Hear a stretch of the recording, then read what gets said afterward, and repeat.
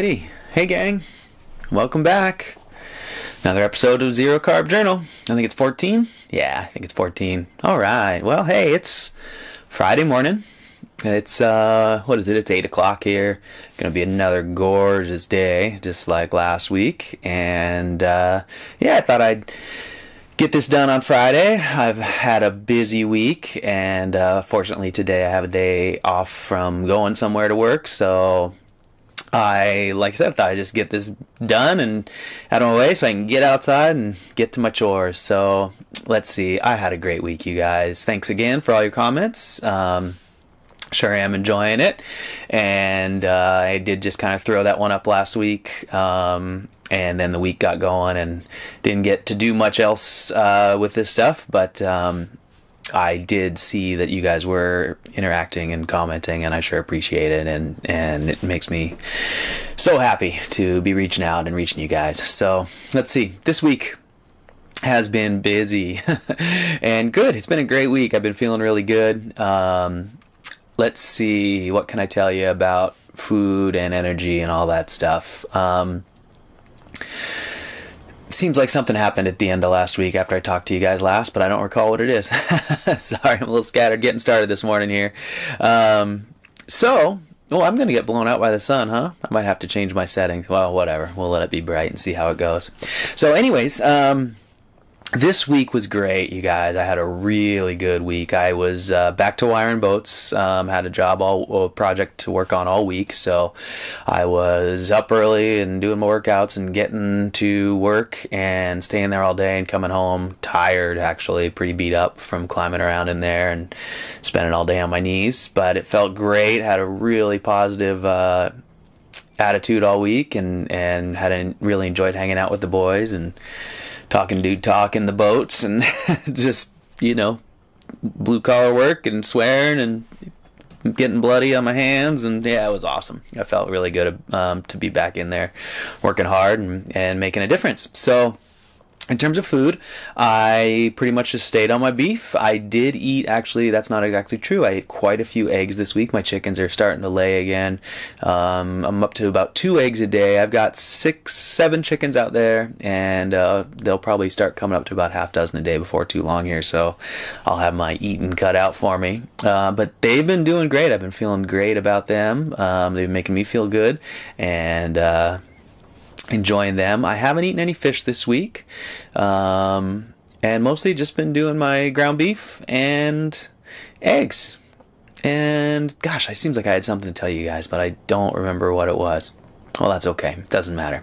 So anyways, food's been great. One huge success, I told you guys about this last week, but the place I've been working this week is where my friend who owns this boat shop has started ZC, and that has been really awesome for me. We haven't talked about it much. We've been busy. I've been wiring and he's been doing his thing, and we have had a little chance to catch up. We spent one lunch break together, and I got to hear about his experience so far. He's about 2 weeks in, and he's the opposite of me. He was asking me if it was normal to not poop for 4 or 5 days, and I told him that was pretty common as long as he wasn't uncomfortable. That in the early stages, a lot of people do experience no bowel movements for a few days, and so he had that one question, but other than that, he says he's been feeling really good. He looks great. It's pretty amazing. I haven't commented to him yet, but he showed up yesterday all fresh shaven, and he looks like a little kid again. I mean, it's incredible. I can see it in 2 weeks already. His face is shit. He's not overweight. He wasn't. He's doing this, attempting this for candida. He's got real bad cracked fingernails and big yellow nails, and the skin's cracking on his fingertips and all that. So he's had that for just about a lifetime. So he's making this approach to attempt to rectify that. But in the process, he's one of my workout buddies. We don't work out together, but we talk about workouts and stuff. And so he's pretty fit.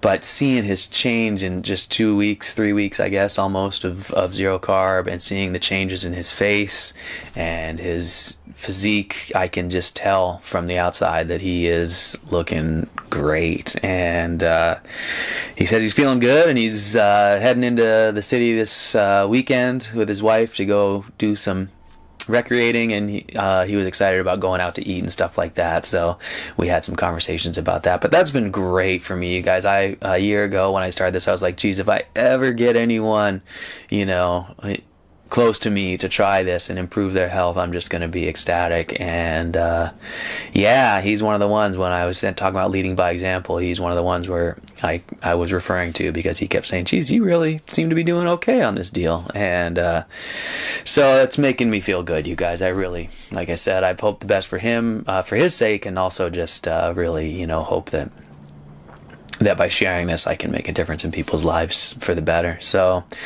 that felt great, feels good, and it's fun. It's one of the younger fellows that I'm working with there in the boat is a lifelong vegetarian. His father is a vegetarian, and this young fella, he's 22 or so, and he's a great guy. We've worked together for a few years, and we get along famously. And I think I teach him a lot. I try to teach him a lot. I went in there this week after not seeing him for a month or so, and he's got all my same tool bag and my same tools, and he's always asking me about, how I do this and what tool to get there. And so it feels good to sort of be a mentor. I'm enjoying that.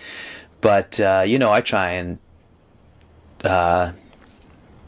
tiptoe and don't talk about my diet and stuff like that around him too often, just out of respect. But he's curious. He knows that his boss, my friend, is now doing it, and they've obviously talked that I've been eating all meat, and every now and then it comes up, and we get along well, and we just kind of laugh at how funny it is, the differences. But he's been saying it quite a bit now. Boy, I really should probably start eating meat. And he's scared, of course.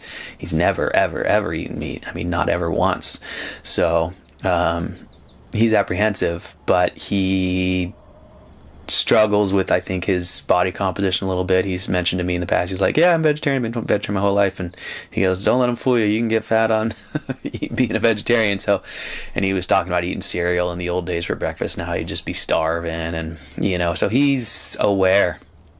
He does eat eggs and fish a little bit, so he has those now instead for breakfast, and he's starting to become aware of carbs and how that makes him feel as a young fella. Boy, I'm envious, to be honest, because I sure wish I had been hearing about this stuff when I was in my 20s. But yeah, it just feels awesome, you guys. It's so great to get in there and share with those guys and hear their experiences, and it really opens my mind too.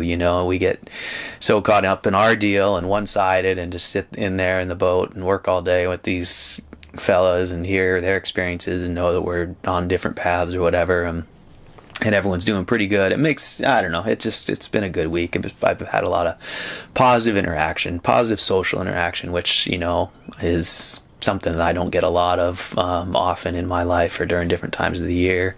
So sure, been appreciating it, and it's really fun to share my ZC experience and kind of blow people's minds at first, and then as they kind of get used to you and time goes on, they kind of see, as I talked about, see the undeniable health and vitality, and it's neat to be able to influence people and hopefully share some information that isn't easily acquired out there or come across. So that's been great. I did another ground beef purchase and had some more great interaction with my local grocers. That's another thing I've been really fostering, that relationship with my butchers at the grocery store. I've told you guys about that before. It's just Safeway, but boy, they just treat it like, I treat them like a custom butcher, and they respond like a custom butcher, and they seem to really appreciate the interaction. And I a couple times I've been like, geez, am I wrecking your guys' day when I do this? And they go, no, that's what we're here for. And I always try and say, well, I'd like to get 40 pounds of this ground up mixed with this, and I give them,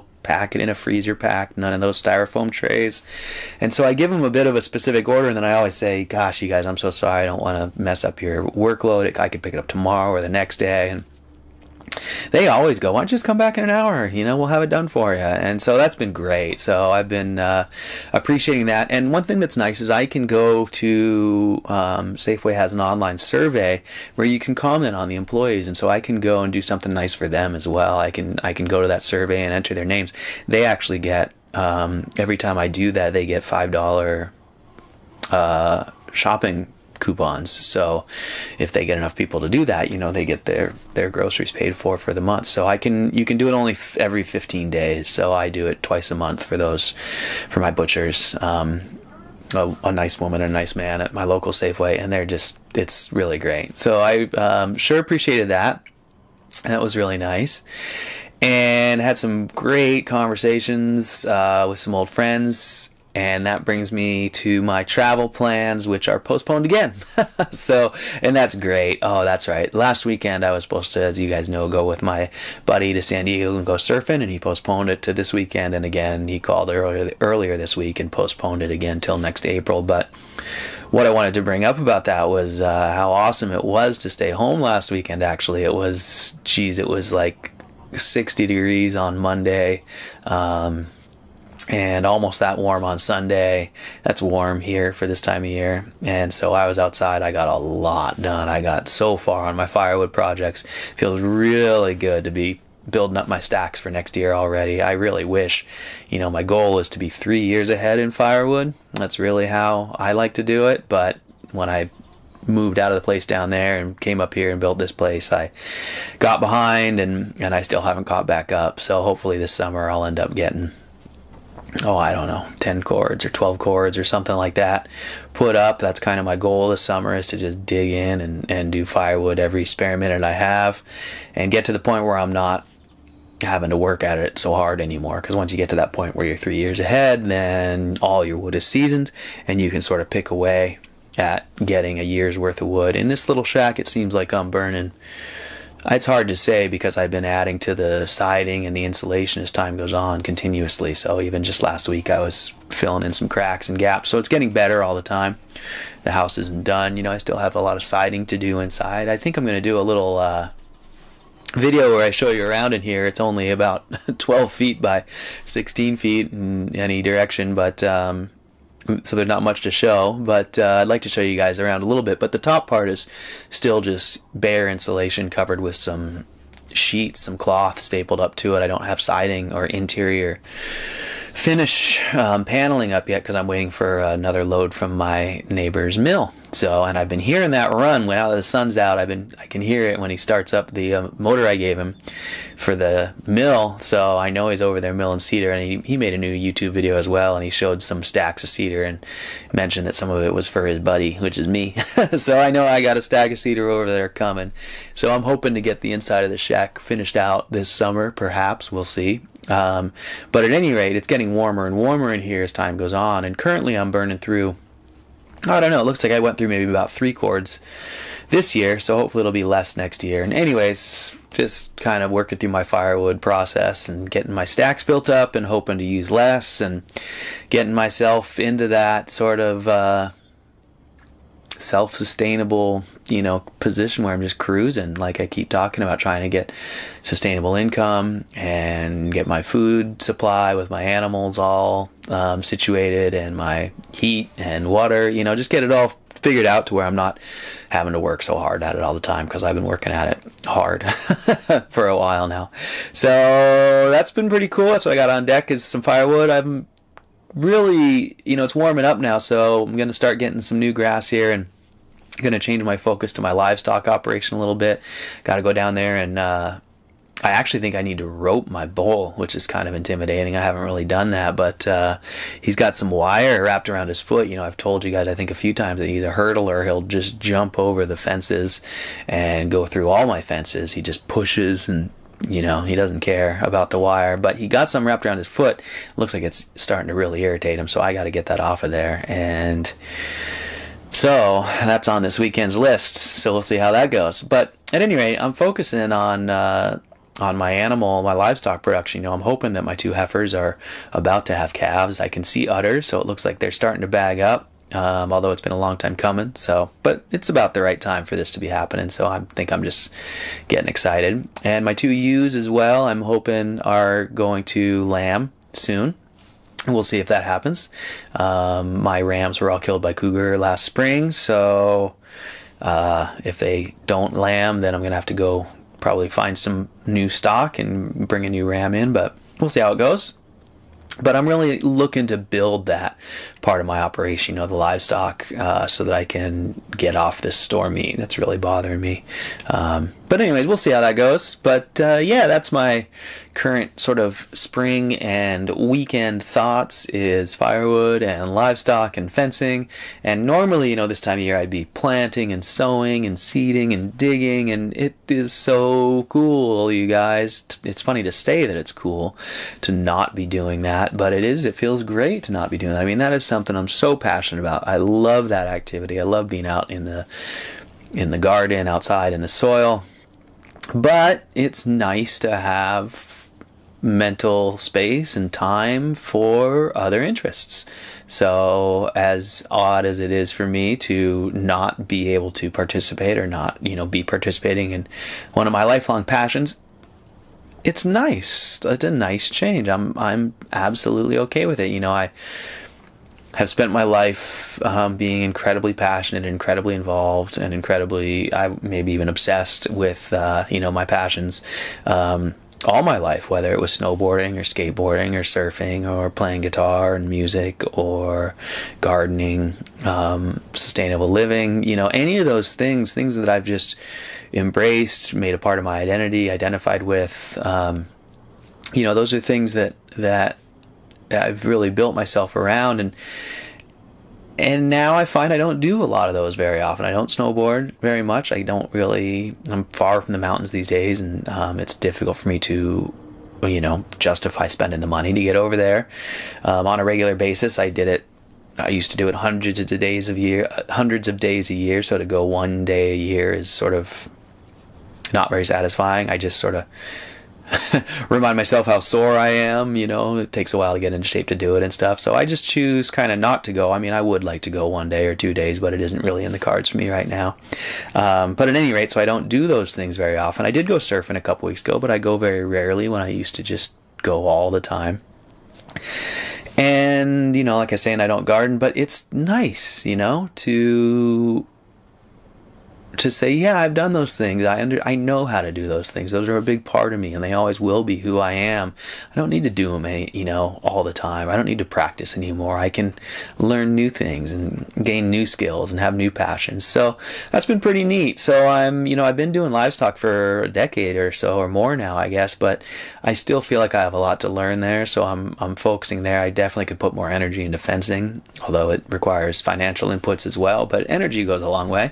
So financial inputs aren't in the cards right now, so I could just gonna have to get out there and split some cedar posts and hand dig some holes and use old wire, but I can still, improve things around here by doing that. So focusing on that has been great, and really focusing now, all my gardening in the past was edible stuff, and so I'm looking forward to doing some aesthetic landscaping up here in my new area. I've got a lot of ferns I can transplant in from the woods, and I don't have the means to go buy plants, but I can definitely go take cuttings and dig bulbs and things like that from fence places. So I'm excited to start to, this place, it's taken me a few years to kind of rough in the dirt work up here, and it's been, it goes from mud to bare, and so I'm coming into this spring with the dirt work pretty well sorted out. I'd like to, stop driving the machine on it and get some grass seed sown out there, and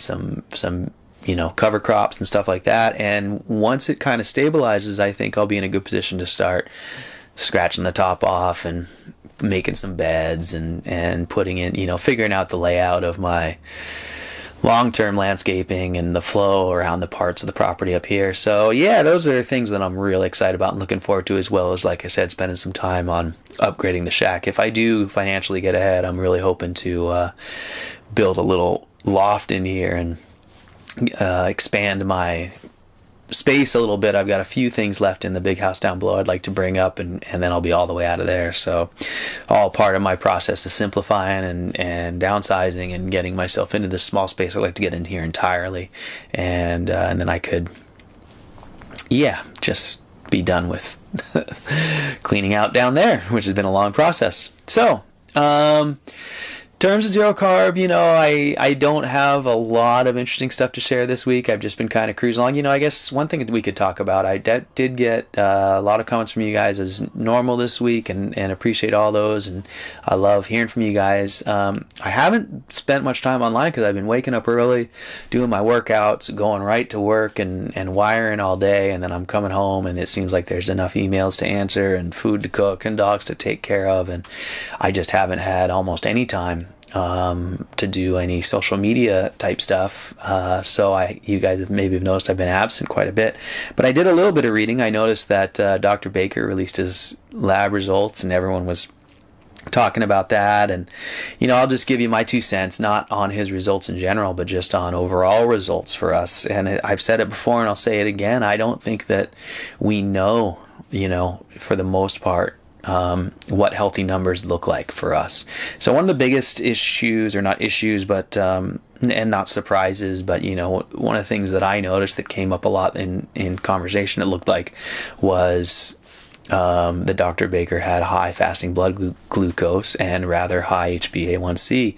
Now, I haven't had a chance to catch up with what everyone's commenting on, so I don't really know what everyone else's theory is. So I may be repeating someone else's, or but here's, I think my theory with that, I've been testing my blood glucose, fasting blood glucose on and off, and I think someone commented and asked me what it was, and I said it was 70s to 80s, and that is often true, but after you commented back, you said, weird, mine is, the person who commented said, oh, mine's usually pretty high.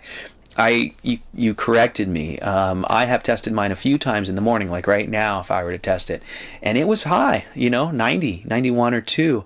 Not all the time, but a couple times I've tested it. And well, here's what I think is going on, and I've read about this, so it's not my own theory, but as we become adapted to zero carb, we become a different kind. Well, I'm not going to use the words insulin resistant or sensitive or anything like that, because they encompass a whole lot more than what I'm talking about. I'm talking about in a very simple way. I believe that our fasting blood glucose is elevated because our body is adapted to not using that blood glucose as an energy source. So our body is sparing that blood glucose for a anticipated upcoming exertion, let's say. So in other words, I get up in the morning and I exercise, and when I exercise, I do some, sprint type, high intensity cardio type stuff. I do, my pull-ups and push-ups and things like that, and I work hard. And if you look at Dr. Baker's, Instagram or Twitter feed, that he goes incredibly hard every day, and he gets on that Airdyne, and he sprints like crazy. He does all these glycolytic crazy workouts. So my theory is that our bodies, as we become ZC adapted, really are, as Dave Feldman in the Cholesterol Code pointed out, we have an anticipatory system inside of us that's working on like a 3 or 5 day window and saying, like, how much energy have I burned at this time of day over these last 3 days? What can I anticipate sort of for output that I need to plan for coming up here based on these last 3 days? And I'm going to park some energy in the bloodstream so this body can do the things that I think it's going to need to do this morning. So in other words, our body does, through gluconeogenesis or whatever other processes, get our blood glucose, ramped up and ready for some glycolytic type exercises or activities. Our organs and the things that are burning now, ketones and burning fat, don't need that glycogen. It's being spared for our brains and muscles and whatever else is going to need it. And our liver is ramping up production and saying, hey, this guy's going to get to work here pretty quick here. Let's get this blood sugar up. And of course, on days when we do blood tests, we usually, at least I learned, because I didn't used to know this, but I would, I now don't work out on those days. I'm going to go see my doctor in the morning, because that ended up making my numbers all strange. If I went there after working out, my blood pressure was high, and I don't know, whatever else. Our bodies are ramping up all this glycogen, getting ready for a big workout, and we don't work out, and we go sit in the office and get our blood taken. And, that's my theory. That's why I think zero carbers potentially have high fasting blood glucose. Now, after I eat, I continue to take my blood glucose, and that is, all the rest of the day, it's down in the 70s, it seems like. And some mornings it is, but it seems like I don't test very often. I've tested maybe 3 times over the last 6 months, so I can't really speak to what it's normal or not. But that's kind of what I feel like goes on in our zero carb world. We might have high fasting blood glucose, high relative to other people. Now keep in mind that if you eat a lot of carbs, your non-fasting blood glucose is crazy high compared to the kind of numbers we're talking about after you eat. And which is something that, as a zero carbers, we go the opposite direction, it seems like. So, I really don't know much about this stuff. I'm sort of talking out of my ass. Sorry. Just talking about what I think, what I believe, and what I observed. So, that's my take on all that, and we'll go back to the main point, which is, I don't put much stock in blood work numbers. I think they're interesting. I think they can show us stuff for sure. They could alert us to dangers, but a lot of us in the zero carb, or a lot of folks in the zero carb world, we still hear about supplements, and people look at vitamin D. That was another one that came up. Oh, his vitamin D number is low, he needs to supplement, or whatever. Like, why? Like, what does the number show? Where is the low vitamin D affecting his performance, or how he's thriving, or how he's feeling? So, I was taking vitamin D for the first few months of zero carb, and I dropped them, and I've been feeling better and better and better all through the year. So I'm not going to say that it was dropping vitamin D and then I felt better. I don't think it was making me feel bad, but I definitely, don't think that it has made an impact on the way I feel. So I don't know. I do continue to believe that that just my simple muscle meat diet is nutritionally complete, and I feel like I'm thriving. So based on what I can observe, and again, the old timers that I can observe, none of them really talk about supplements or worrying about getting enough of that stuff. So that seems like whatever. It isn't something I'm concerned about. And looking at the numbers in blood work is interesting, but I don't think it's really showing us. You can't relate it to normal, the numbers that we have baselines for are all based on carb-centric populations. I just don't think they relate. I could be totally wrong. That's all right. It's a learning process, so maybe in 2 years I'll find out that I've been deteriorating and my vitamin D has been going down, and I'll start taking it and notice an impact and feel better. So we'll see. I am absolutely open to the idea that I'm totally wrong, but I also am still, as I've talked about before, I'm just not interested in the shoulds. Oh, you should take that, because your numbers are low, or everyone should take that because you couldn't possibly get enough vitamin D in a northern climate in the winter, which I think is BS based on all humans throughout time forever. I just watched the most amazing documentary last night, you guys. I'd love to show it to you. Maybe I'll put a link in. It was called I think it was just called Eskimo, but it was a 1970 Canadian documentary about some of the last nomadic Eskimos in the Hudson Bay area right before they got a government housing trucked in. So they were still living in igloos and camping under the caribou fur all together. And you never heard people laugh so much, you guys. You've never, ever, ever heard happier humans in your life than this hour-long documentary. The kids are just laughing the whole time. Mom is just laughing the whole time. Dad comes home from hunting seal, and they just sit in that igloo and just laugh and laugh and laugh. And when people say, oh, vitamin D, you need vitamin D or you'll be depressed, I'm telling you, those people were not depressed, and they were not suffering. They were eating a lot of seal oil and a lot of fatty fish and stuff like that. So, right, they're not eating just hamburgers. I get it. At any rate, I said enough about all that. That documentary, you guys, is awesome. It is amazing. You definitely want to watch it. There's a little bit of ZC in there. They drag a seal into their communal party igloo, and they have a bloody feast. It's pretty amazing to watch.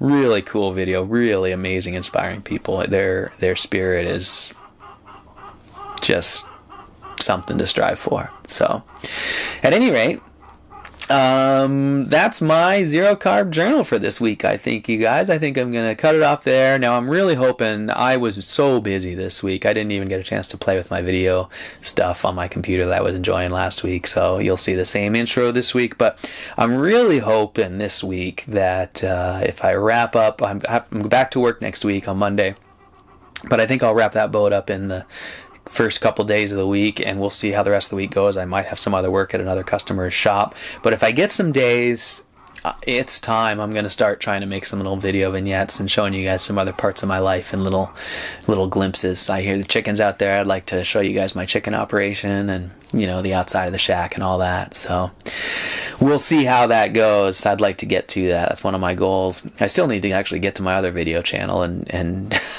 do some work over there, but I'm having a lot of fun hanging out in the zero carb world these days, and this is more where my passion is lately. And talking to you guys sure gives me a lot. I get a lot out of it. I get a lot out of all your comments and support, and so yeah, I'm motivated to keep producing over here, and that's what I'm going to try and do this week. So, not sure what else to talk about today. I think I'll just let it go at that and get on with my day. It's, what is it, 8:25 now? So I've been chatting at you for a while, and I am ready to get outside. I had a great workout this morning. Workouts are going really good these days. My weight feels good. I'm feeling strong, and my energy through the day has been incredible. And yeah, everything is just going fantastic, you guys. So hopefully you guys are feeling good. Hopefully my fellow ZCers out there are continuing to improve as well and enjoying your journey. And yeah, I sure am enjoying all the interaction with all you guys. So thanks very much. And keep sending me your comments and questions and what I can tell you about. And I'll keep trying to share my path with you, and hopefully it's helpful. So, okay, look forward to hearing from you guys, and I will look forward to seeing you guys again next week. Alrighty, thanks a lot for watching and listening as always, and see you soon. Have a great day, you guys. Bye-bye.